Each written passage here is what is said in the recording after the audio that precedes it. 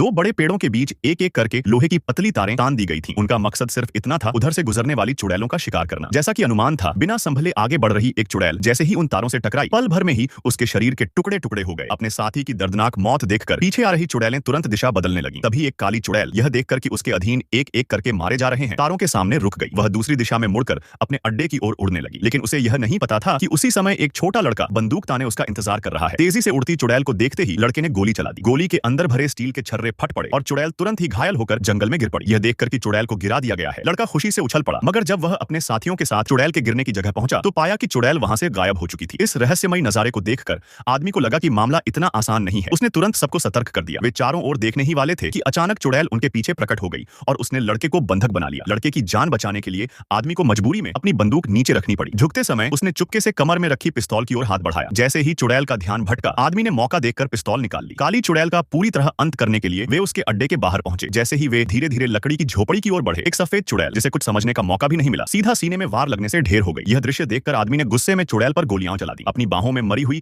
अपनी प्रिय को देखकर उसका क्रोध भड़क उठा। वह लुढ़कते हुए झोपड़ी के अंदर घुस गया और चुड़ैल से हाथापाई करने लगा। जब वह अकेले चुड़ैल पर भारी नहीं पड़ सका तो उसकी बहन भी मदद के लिए आगे आई। चुड़ैल पहले से ही गंभीर रूप से घायल थी, इसलिए वह दोनों का मुकाबला नहीं कर सकी। जैसे ही वह भागने की कोशिश करने लगी, आदमी ने पास पड़ी एक फावड़ा उठाया और जोरदार वार करके उसे जमीन पर गिरा दिया। फिर फावड़े से उसे कसकर दबा लिया। बहन ने आगे बढ़कर उस पर पैर रख दिया और इसी के साथ चुड़ैल की कहानी खत्म हो गई। जिन ग्रामीणों को चुड़ैल ने पकड़ रखा था, भाई बहन ने सबको सुरक्षित वापस कस्बे पहुंचा दिया। इस लड़ाई के बाद दोनों भाई बहन मशहूर हो गए और दूर दूर तक जाने जाने वाले चुड़ैल शिकारी बन गए।